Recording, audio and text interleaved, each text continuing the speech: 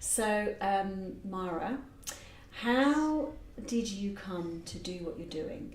What are some of the, give us a little bit of the backstory of how you are, where you are right now. Okay, well, backstory. I'll have to shorten the backstory because I think for most of us, we've got a long backstory.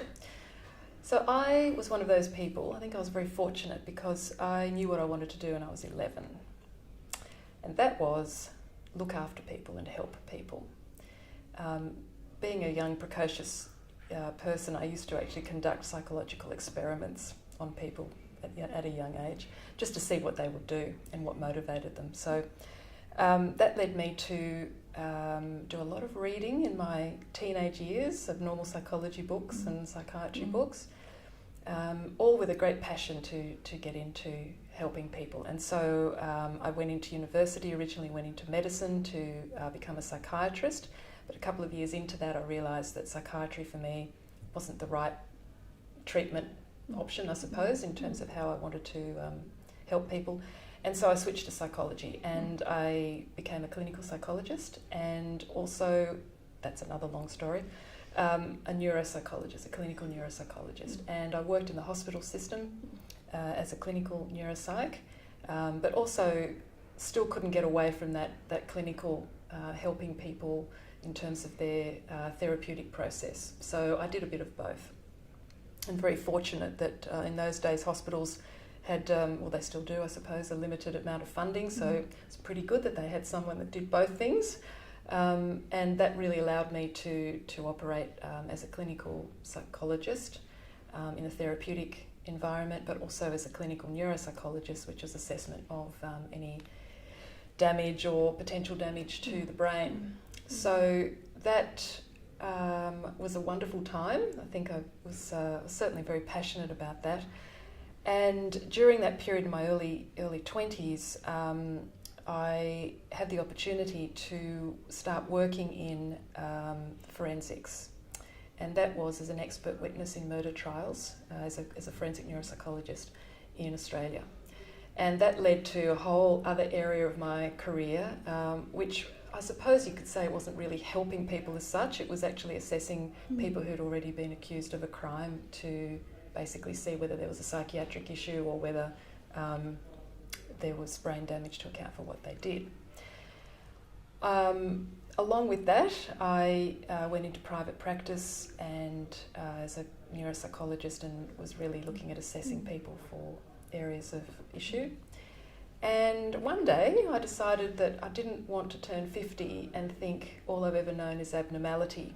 I wanted to see what would it be like to be able to help people who had everything going for them, their brain, their life, the quality of life, yet the only thing that was holding them back really was their own fear.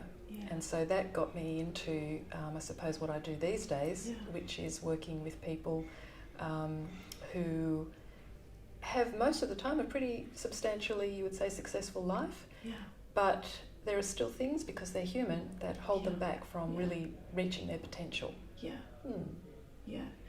And you've been doing that for a while now in businesses globally. Yes. So what keeps you, because that was some of the motivators for how you were into this and your passions, what keeps you doing this and turning up and helping people to overcome their fears and to live a better life? That's a really good question, Naomi. I think you would probably know the answer to this too. I can never get tired of seeing someone have a little bit of a moment of, that's why I do that. And, that's why I really don't want to keep doing that. Yeah. But I've never known why I did it sometimes, or particularly I've never known how to not do it. Yeah. And so if I can see that part of myself and not be afraid of it, not try to hide it. I always talk about the fact that we use that term in English, dirty laundry, that we think airing our weaknesses or parts of ourselves that we know possibly aren't our best selves, we think of them as our dirty laundry, but you know what, it's not dirty, it's just laundry. And if we can help people understand, you know what, that part of myself that I don't know, that competitive part of me or that approval-seeking part of me that I go into when I'm not feeling secure in myself, doesn't really help me. Most other people actually see it in me, even though I've been trying desperately to hide it.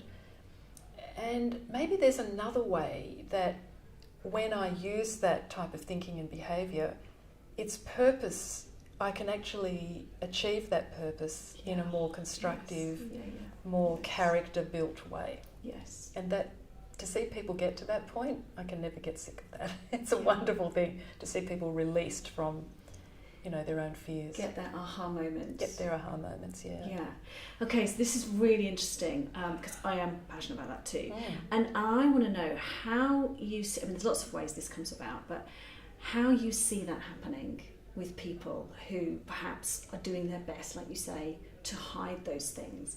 What are some of the ways, or maybe even a favourite way that you've seen that comes about? What does it take for somebody to go, okay, I could choose something else? Yeah, it's a complicated question, isn't it? Gosh, there are a lot of ways. I think one of the ways is there's a couple of components to it. Okay, so maybe I'll give you an example of one particular way, which possibly to some people might come as a bit of a shock, so brace yourselves. And that is sarcasm. So and the reason I'm saying this is I had a group of people recently, and this was a big one for a couple of people, so I guess it's top of mind. So sarcasm in its negative form is actually an avoidance tactic. Yeah. And it's usually because we have a good intention, such as, let's say, I don't want to hurt your feelings, but I'm really annoyed with you about something. Yeah. So I'm just going to tell you what I feel about it in a funny way, because then if you come back to me and say, oh, that's a bit painful, I can say, oh, but I was just joking. Yeah. So I can use it to try to get my message across without really being as authentic as I could be, because I don't quite know how to do it. I can also, if I'm angry at you, make a sarcastic comment about you to you, usually in front of other people, so that other people kind of agree with me and make you feel small, so I make my point. A lot of times it's used to kind of diffuse conflict, which is a positive thing, but sometimes it's not, because you actually are not really getting to the heart of the matter, and maybe conflict needed to happen in order for a situation to happen. So sarcasm for a lot of people is always the question when I bring that up, that it can be a coping strategy, a defence strategy. People say, oh, but sarcasm, you've got to be joking. It's, excuse the pun, you've got to be joking. It's actually a positive thing. Yeah. What's wrong with being funny? Yeah. So when someone actually starts to see the negative elements of sarcasm, and particularly if they have a little revelation that says, oh, actually, you know what? When I think about the situations that I use sarcasm, and I start to ask the why question, why do I do it? What purpose is it actually really serving? And they come to the conclusion that, oh, maybe actually I use it to diffuse conflict. And maybe sometimes it's appropriate, but maybe sometimes it hasn't been, and really it wasn't the best use of a strategy. They then start to examine how else they use it, that maybe sometimes they're not being as authentic about something as they could be. And that then leads them down the track of, oh, let me discover how I can be more authentic. I can still be funny, but I don't use my humour to mask something. And a lot of times with sarcasm, it's using humour to mask something. Yeah. And when the opposite of that is our authenticity, and our sarcasm is masking our authenticity and robbing us and other people of our authenticity.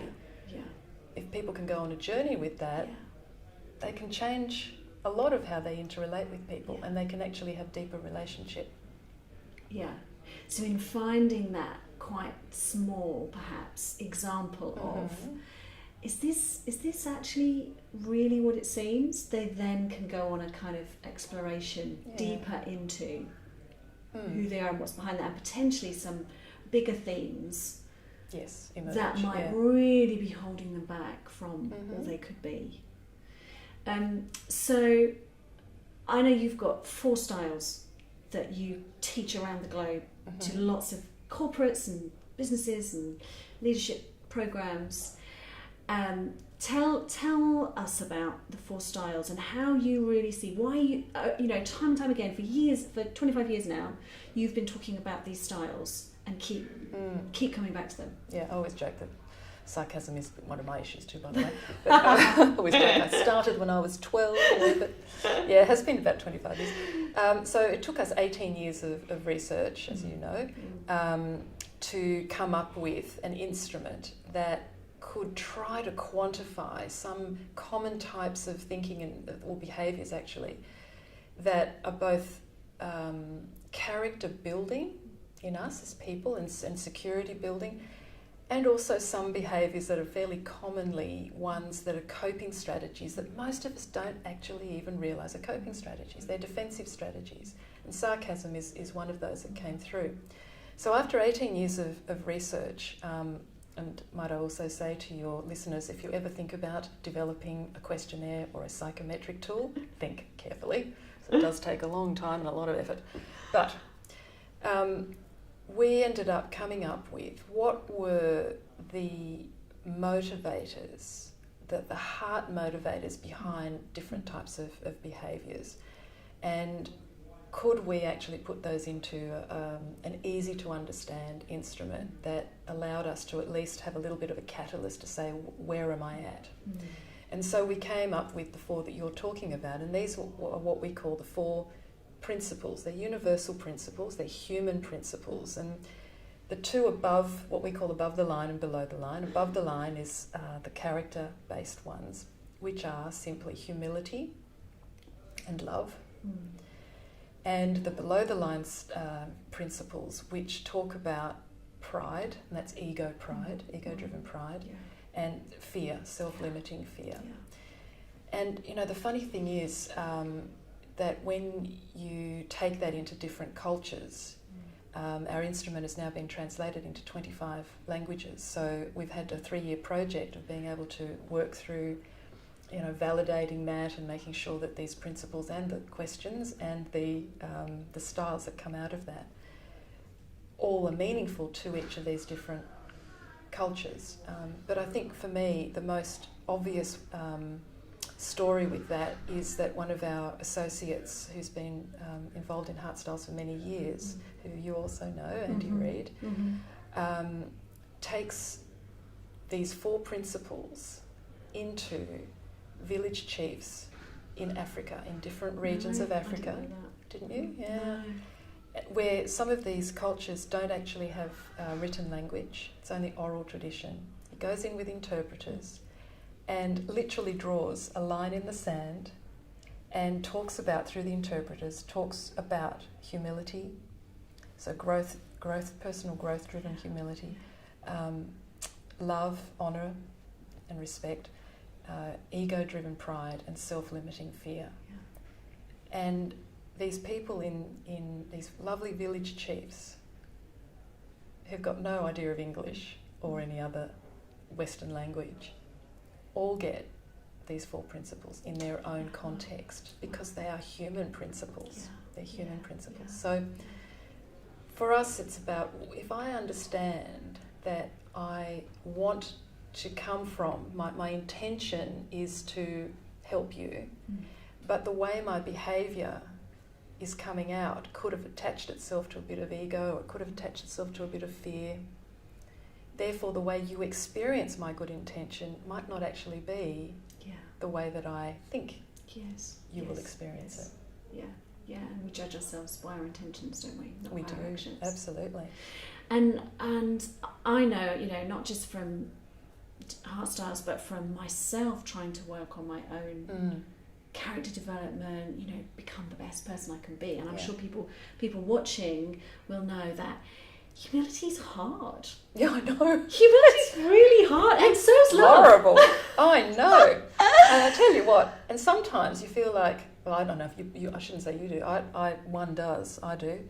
it's like you think you've got, okay, I've Yeah. got this humility thing, Yeah. yep, great, and then something else happens, and you think, oh, it goes on and on It and on. rears its ugly head. You snap at someone. You get frustrated with the kids. Yeah, you know, it's a you just journey. like you judge people. I mean, that's for me. That is one of the things where I really can tell how good a day I'm having is by how quick I am to make judgments and write people off. And that's you good. know, and just Good the other measure. day, just yesterday, I had a conversation with somebody. I had completely got her wrong. And I don't know how much I acted out of my judgments, but yeah, it's hard to love. It almost feels like I am mitigating against. I mean, I'd love you to talk a bit about the brain. I just really respect your insights and all the years' wisdom you have on the human brain. But maybe it's not just the brain, it's perhaps our hearts as well that mean that we go below the line, like, you know, spreading butter Oh yeah, it's very easy. on toast. It's part of our humanity, isn't it? Yeah. Butter on toast. And Yes. and it's like pulling teeth sometimes to like remind myself to just eat humble pie, but you know, swallow that pride and come on, Naomi, show up authentically here. Don't hide. Yeah, that's great. No, and it's not an easy thing to do. It needs to be a conscious thing for us as humans. And I think part of our whole thing of putting this Heart Styles thing together is to help people see that it's not a negative thing. I always try to put it this way, that our good intention, any good intention, as soon as it attaches itself even to a smell of fear, and a lot of this is subconscious, but a little hint of fear immediately throws us into defensive insecurity. Wow. It's incredibly simplistic, Yeah. it's incredibly complex, Yes. and it's Yeah. sequential and predictable. Yes. So an example of that would be, so let's say that my daughter, so this actually happened to me many years ago, Yeah. when our daughter was 11 or 12, and she was going out with her friends. And she came up, and it was a sort of coolish time, even in Australia, and she came dressed out, and I took one look at her and didn't say, "Hello, darling, how are you? Are you going out with your friends? That's wonderful, I love you, I hope you have a lovely time." No, I took one look at her and said, "Why are you going dressed like that? Where's your cardigan? It's cold outside." Yeah. And she, in a gracious way, I have to say, said to me, "You know, you're just like your mother." And I immediately went, like, what? She said, "You're an overprotector." And I said, "Oh, Wow. now, interesting. What do you even know about that? What psychologists have you been hanging around that you even know what that means? And how did you get to be so wise? Because you're right, I'm sorry." And so what was happening, of course, was that my fear for her, oh, she's going to get a cold, oh, she's not dressed properly. Then my bit of pride, non-humility, which was, oh, I'm a terrible mother, everyone's going to see that she doesn't have a cardigan, everyone's mother is going to say, "Oh, who let her go out that way?" All of that, Yes. in a split second went through my brain that caused my good intention of, you know, I want you to be warm and healthy, devolved into below the line behaviour. And I didn't even control, what are you doing? You don't know anything, you're a child. Yeah. Listen to me. Yeah. Which she quite rightly called me on. So it can be that subtle. And for us, as you say, it's always asking ourselves, where am I at? Where am I coming from? Am I being my authentic self here or not? And I think those questions that you said you ask yourself are great, because they're tough, but if you can be honest with yourself, it's another little brick that you put into your character growth. Yes. And I wondered if you had any examples. That's my next question for you. I'll try, yes. Because you must have sat with hundreds and hundreds of people and talked to them about their fear or their control or their ego hiding. And what helps me is, because it's such hard work doing all this personal stuff, it's really hard work, is knowing that if I persist, if I keep persisting, if I keep patiently applying myself to these great questions and these great frameworks, then I will change. Yep. Have you seen examples of phenomenal change in people, or people where like they really shouldn't have been able to get over that thing that happened to them, or they shouldn't have been able to reframe that way of being, but they did, and change the names, but inspire, from your wealth of insight, inspire us with an example? Yeah, I've been so privileged to have met so many people. Okay, the first one that comes to mind, it's difficult, isn't it, to try to describe the sort of the person, because if you had seen this person. So a fellow who I met, I think he was around 53 at the time, very, very big, tall, very imposing person, very well spoken, extremely well educated, a scientist. And he attended one of our programs, our residential programs, and we keep people for 5 days, so they're kind of trapped. Yeah. So they have to learn something. His situation was that he was an only child, very tough childhood. Both parents are very emotionally distant. A lot of trauma in the environment. He got out of that environment in his teens and basically had very little to do with the parents. Went to university, put himself through university, so a really, really tough environment, but very sort of self-made man. So part of his makeup then became, I am tough, I am superior, because he has an incredible intellect, but used that to give him self-worth. We could get really deep about it and say because he wasn't feeling that self-worth and being loved by his own parents. Yeah. So he needed to find an alternative for that. Because if we don't have our hearts filled with that love, you find it got to get it from somewhere, don't you, to try to fill it. Yeah. And so when I had seen him, he was absolutely, had nothing specifically to do with his parents for 15 years.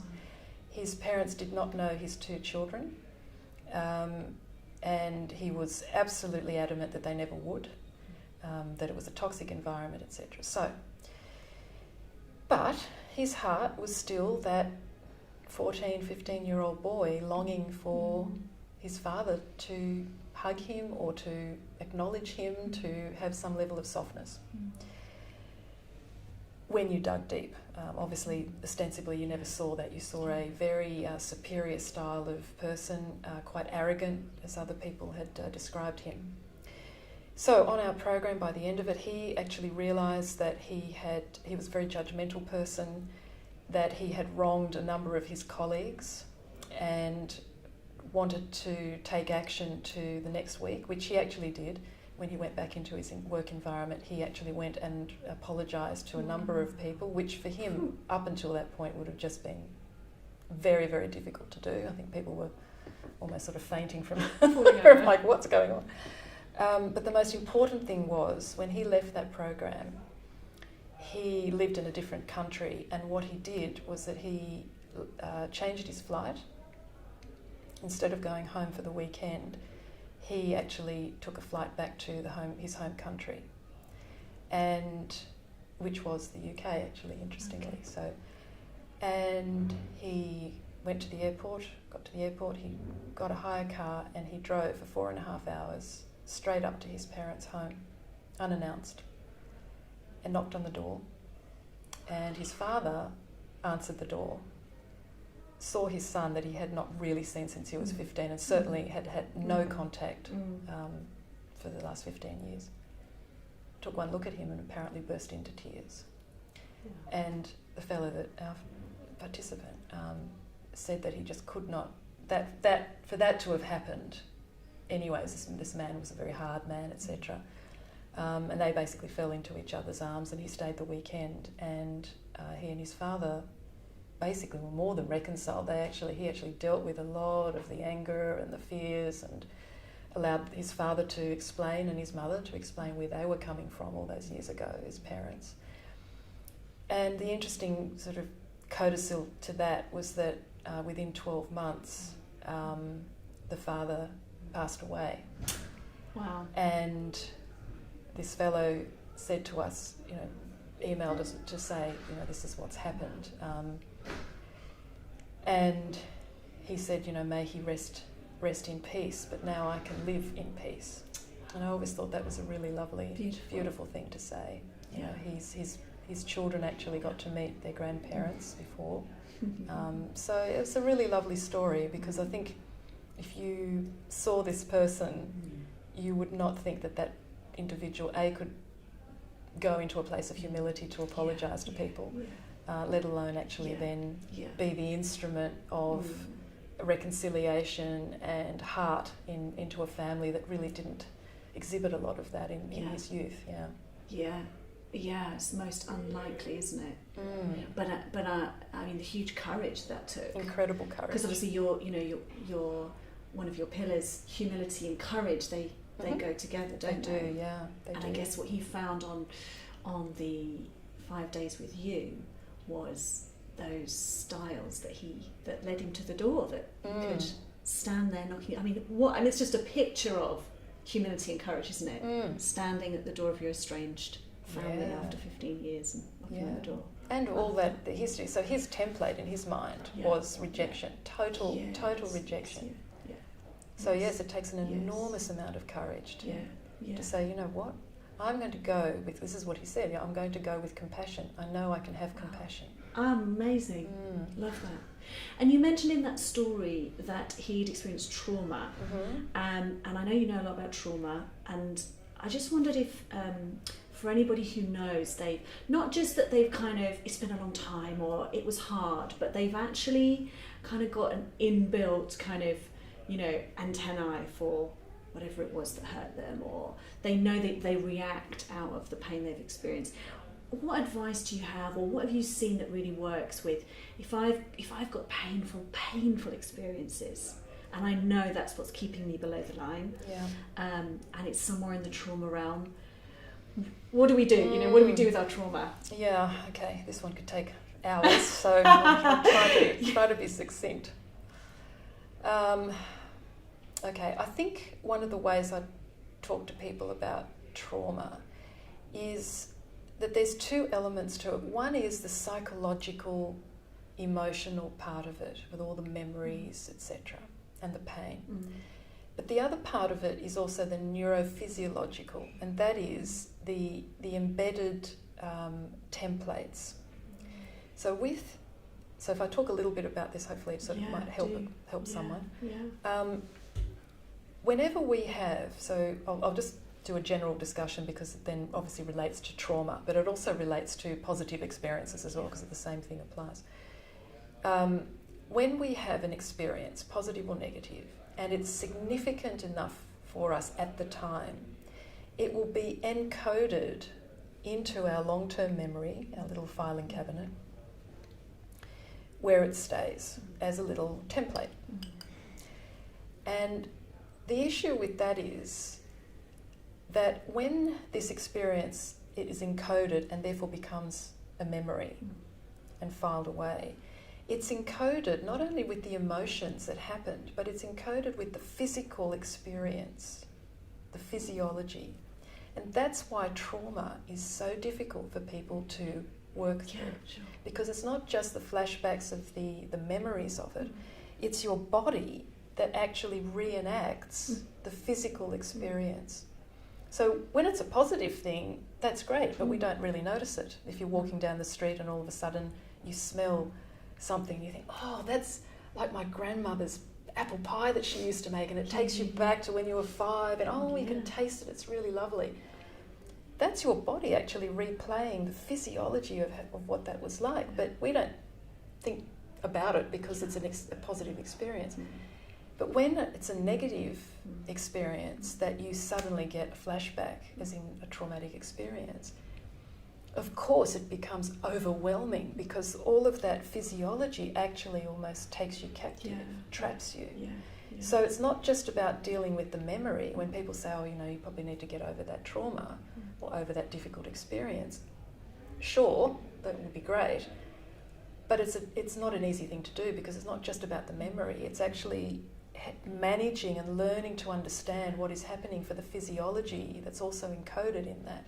And being able to understand what it is physically, the things that trigger it, and then being able to find a way of distancing yourself so that your body doesn't let you down and take you captive every time that happens. Yes. Does that make sense? So great. Yeah, so great. And it does take time. I'm not saying it's an easy thing to do at all. Yeah. But I think if you understand the basics of it, and you can go through a therapeutic process to help you understand it and understand what your triggers are, understand the types of situations that could actually have inherent triggers for you.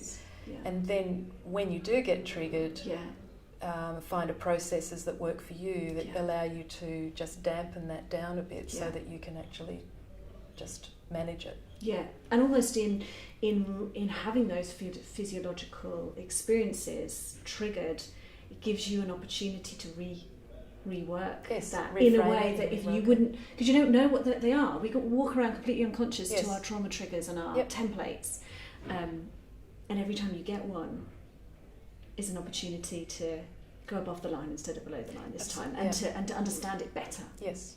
Yeah. If I can give you a quick example, hopefully it's quick. Yes. I worked with a client of mine who was a senior executive, and her problem was that she was she didn't realise, so I was called in because she was, basically breaking down it was a corporate, her corporate role, and she was a very, very good operator. A new MD came in, and all he encountered was this element of her that was not her best. And what had happened was that she had gone through a traumatic experience with a very unfortunate individual who was her direct superior, her boss. She didn't realise that she'd actually been traumatised. And in talking to me and just discussing what had happened, I said to her, I think you've actually experienced trauma, because what was happening for her, she loved her job. But because she associated her workplace with a traumatic, long chronic trauma that the individual actually ended up leaving the company. Okay. Yeah. And when that person left, my client then thought, oh great, she's gone, fine, I'm fine. And she couldn't understand why she was having all these physiological emotional experiences. And I said to her, the problem is you love what you do, but the thing is you've also associated that physical place with emotional trauma. So every time you literally get in the car from home and drive towards it, you start hyperventilating, which is what was happening. She couldn't understand why. So even something as simple as that, of saying, okay, this is actually what's happening, allowed her to be able to we worked on some ways of systematically being able to go into the environment, understand what was happening when she started getting physiology elements, worked on ways of being able to reframe that and to dampen it down. And over a few months, she was able to really get back to who she was, which is great. Oh, brilliant. So it's so subconscious, isn't it, all this stuff? Yeah. Anyway. This is the subconscious brain driving our behaviour. It can. Yeah. And why we do the things we do. Why we do the things we do. To find out more about the work of Mara Klemich, the 4 principles and the Heart Styles Indicator, go to www.heartstyles.com.